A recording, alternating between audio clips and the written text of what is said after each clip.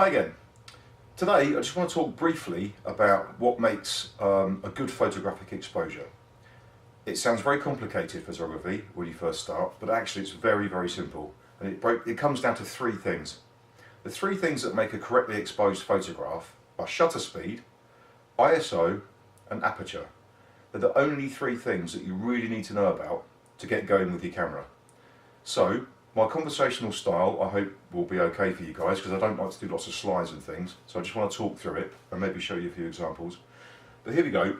So we'll start off with aperture. This is a medium format lens for a Pentax 6.7 camera. Now, you have a little aperture scale on the side here, numbers that go from f22 to f4 on this particular lens.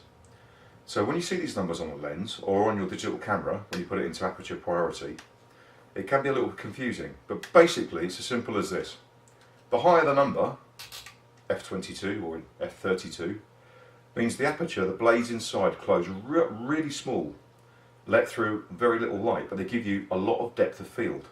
Once you open the lens up to f4 in this occasion, which is the widest setting, the aperture blades come open like that inside the lens, and the lens lets in a lot more light, but you get less depth of field. And you can use these basic settings to give your picture the flavour that you want. So if you're taking a portrait, ideally you want the background behind the person to be blurred. So you would open your lens up to f4, either on the aperture ring or on the camera, if it's a digital camera. And that will ensure you get the minimum depth of field. So if I'm focused and you put f2.8 or f1.8 on the camera lens, as long as I'm focused, the background will be blurred. If you're taking a landscape shot, you want to show a great depth of field, a lot of depth of field.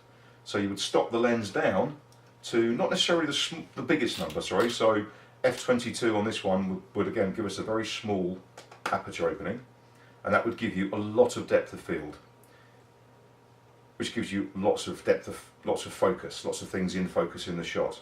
So if you took a picture of a tree, for example, in the middle ground, the foreground and the background would still be sharp enough, would still be sharp. So for a landscape shot, you normally work at the larger number apertures, which give you the smaller hole, confusingly enough.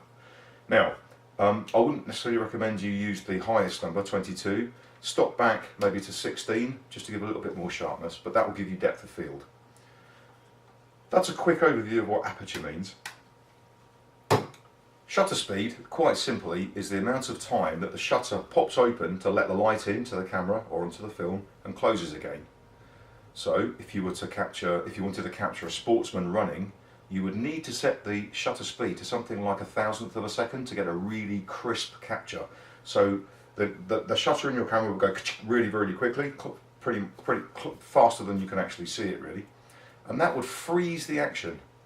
Whereas if you wanted to show water coming down a waterfall and giving that lovely silky effect, then you would need a shutter speed of maybe half a second to let the water blur as it comes across. Obviously you'd need the camera on a tripod. So that's your second variable. The third variable is the ISO, or in the old days of film, the film speed, the ASA of the film. Now on a digital camera you set the ISO in the menu. And the thing to remember there is the lower the number, the better quality. So you should ideally work to the lowest ISO number you can get. Now with lots of cameras, the lowest is ISO 200, which is equivalent to the old-fashioned 200 ASA film you used to get. So when you went on holiday, you go to the Boots or somewhere and say, I want to get some film from a holiday, please. And they'd say, where are you going? Is it somewhere bright, like the beach? And you'd say, yes. Well, then you need a slow film, ISO 100 to ISO 200, to soak up the light. If you're going somewhere that's kind of dark and gloomy, you'd need a faster film like ISO 800 or ISO 1600. So basically with your digital camera, you have three things that you need to set. So you set the ISO, normally to the lowest number that your camera will go for good quality, especially in good daylight. You choose the aperture that you want to give you the effect that you want, i.e. whether you want shallow depth of field or a greater depth of field, and then with those two variables you can then work out what shutter speed you need to let in enough light to make the exposure properly. And if it's longer than a 60th of a second, depending on what lens you've got, you're probably going to need a tripod. It's as simple as that.